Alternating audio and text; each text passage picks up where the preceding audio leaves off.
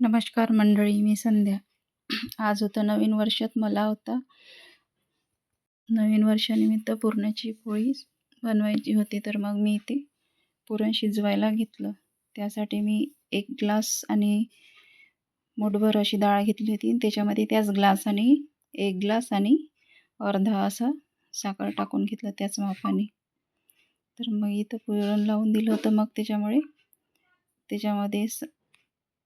पुरण इथं पाकास येण्यासाठी ठेवलं. तर त्याच्यामध्ये जायफळ आणि विलायची अशी काढून टाकून घेतली. मग तिकडे पुरणाचं चालू होतं. इकडे मग भाजी बनवायला घेऊन घेतली. मग इथे भाजी वगैरे बनवून घेतली.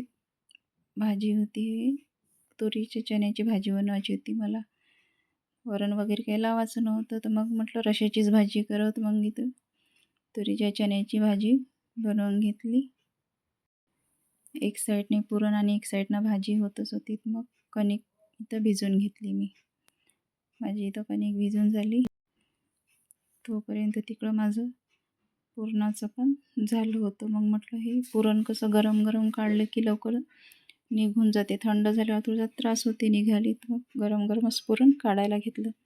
मी नेहमी ह्या यंत्रामध्येच काढत असते पुरण असं. तर मग यंत्रामध्येच पुरण काढून घेतलं. आणि याच्यामध्ये लवकर पण होते. मला आता सवय आहे ते याच्यात लवकर होते. इथं पुरण वगैरे माझं झालं काढून. आणि याच्यात छान बारीक पण होते. बघा किती छान बारीक झालं पुरण. पुरण झाल्याच्या नंतर म्हटलं याचे भांडे आत्ताच घासून घ्यावं. नंतर सुकले की ते जळ जाते साफ करण्यासाठी. मग मी जे भांडे पण लवकर लवकर इथंच घासून घेतले. आणि अगोदरही होते थोडेफार ते सर्व भांड्याचं वगैरे मी इथं घासघूस करून ठेवून दिले.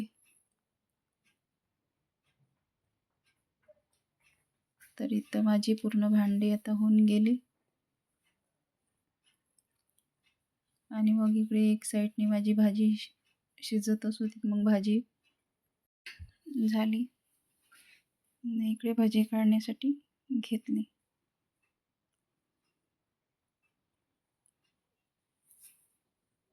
भाजी आणि पापड वगैरे तळून घेतली.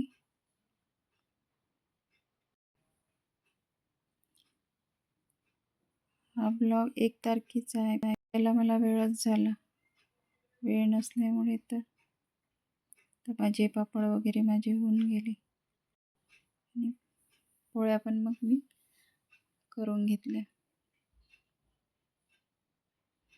तर माझा सगळं स्वयंपाक झाला. भात भाजी पोळ्या. आणि मग इथं पुरणाची पोळी वगैरे मी बनवून घेतली. मी अशीच बनवत असते पुरणाची पोळी.